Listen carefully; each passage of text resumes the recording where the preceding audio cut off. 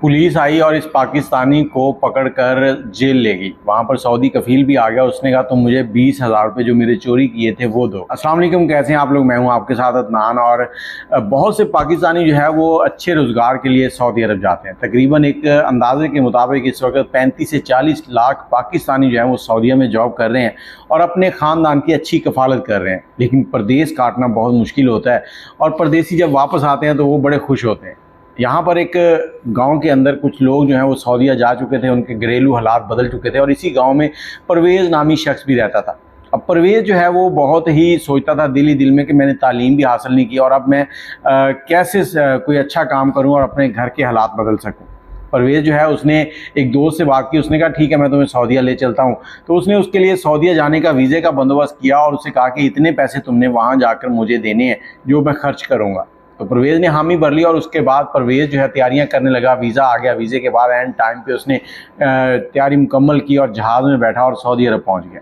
जैसे ही वो सऊदी अरब पहुंचा तो वहाँ पर उसका कफ़ील जो था उसने उसे रिसीव किया और उसको काम पर लगा दिया। अब जो परवेज़ के हिस्से में काम आया था बहुत सख्त था, मेहनत थी, मुशक्क़त थी और उसके बदले इसको सिर्फ 1000 रियाल जो है वो तनख्वाह मिलती थी। एक महीना गुजरा तो परवेज़ ने कफ़ील से तनख्वाह मांगी तो कफ़ील ने कहा कि अभी मेरे पास पैसे नहीं है, थोड़ा सब्र करो, तुम्हें तनख्वाह दे दूंगा। दूसरा महीना भी गुजर गया। दूसरे महीने के बाद फिर परवेज़ ने पूछा। परवेज़ ने कहा कि देखें मेरे घर पे मेरे कोई भी ऐसा बंदा नहीं है जो मेरे घर के मामलात को देख सके, घर के हालात को हैंडल कर सके। घर पे बच्चे हैं, बीवी हैं, तो उनके लिए मुझे पैसे भेजने, आप मुझे तनख्वाह क्यों नहीं देते? तो कफ़ील जो है उसने क्या किया, जेब जो है उसको उल्टा करके दिखाया और कहा कि मेरे पास पैसे नहीं है, जैसे ही गवर्नमेंट की तरफ से हमें पैसे मिलेंगे जो हमने कॉन्ट्रैक्ट किए हुए हैं तो मैं आपको पैसे दे दूंगा, अभी सब्र करो। 2 महीने और गुजर गए और 2 महीने के बाद परवेज़ जो है उसने कहा कि मुझे तनख्वाह नहीं मिल रही तो मैं काम नहीं करूँगा।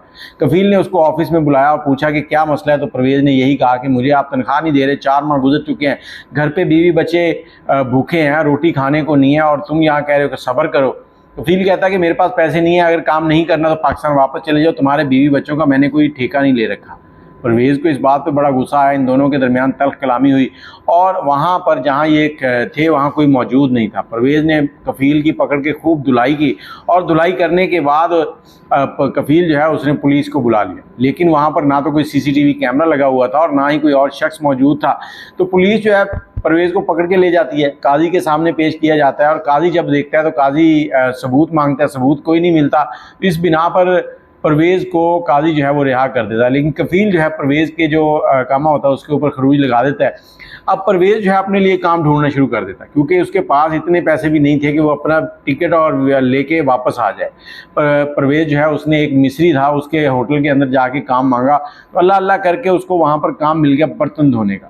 परवेज़ ने बड़ी मेहनत से छुप के पीछे किचन के अंदर काम करना, क्योंकि वहाँ पर कोई भी सरकारी एहलकार जाकर इतनी चेकिंग नहीं करता था। परवेज़ जो है इसका उस मिस्री के साथ बड़े अच्छे तल्लुकात होने लगे, ऑनर के साथ जो मालिक था, और इसको अरबी भी अच्छे से आने लगी।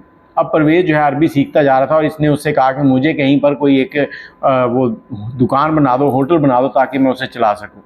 तो मिस्री कफ़ील जो था उसने इसकी हेल्प की और इसको एक होटल बना के दिया। इसने चंद ही दिनों में इतनी तरक्की की, चंद महीनों के अंदर के अच्छे खासे पैसे कमाए और तकरीबन 3 साल इसको गुजर चुके थे।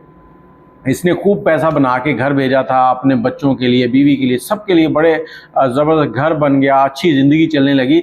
तो एक रोज़ वहाँ पर पुलिस आती है। पुलिस आकर इससे इसका अकामा मांगती है। जैसे ही इससे अकामा मांगती है तो इसका अकामा जो चेक करते हैं उस पर खरूज लगा था। पुलिस इसको पकड़ के ले जाती है। जब इसको कंप्यूटर के ज़रिए चेक किया जाता है अकामे को, तो जो इसका पुराना कफ़ील था उसने इसके ऊपर चोरी का इल्ज़ाम लगा रखा था। अब चोरी का इल्ज़ाम था।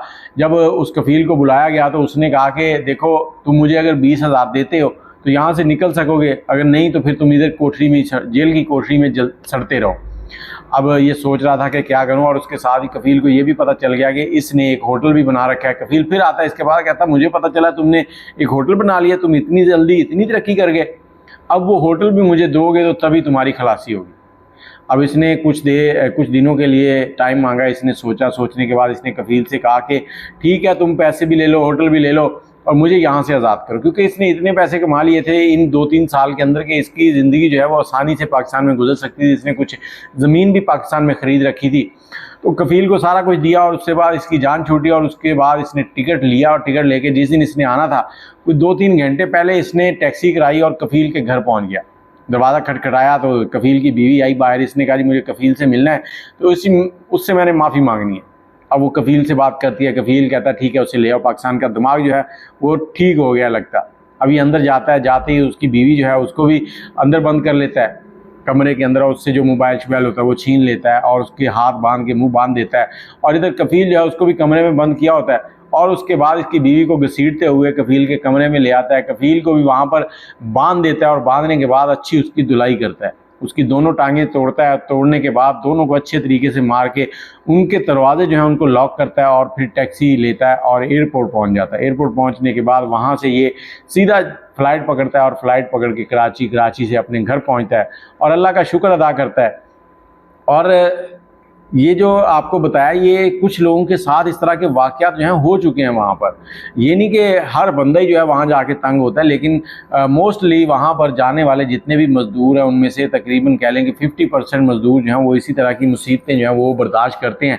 कभी तनख्वाह टाइम पे नहीं मिलती, कभी कफ़ील पैसे काट लेता है, कभी अकामे की मद में पैसे काट रहा है, कभी किसी मसले में पैसे काट रहा है, और बहुत से लोग परेशान और शिकायत करते नज़र आते हैं कि हमारी गवर्नमेंट जो है हमें सही तरह से सपोर्ट नहीं करती।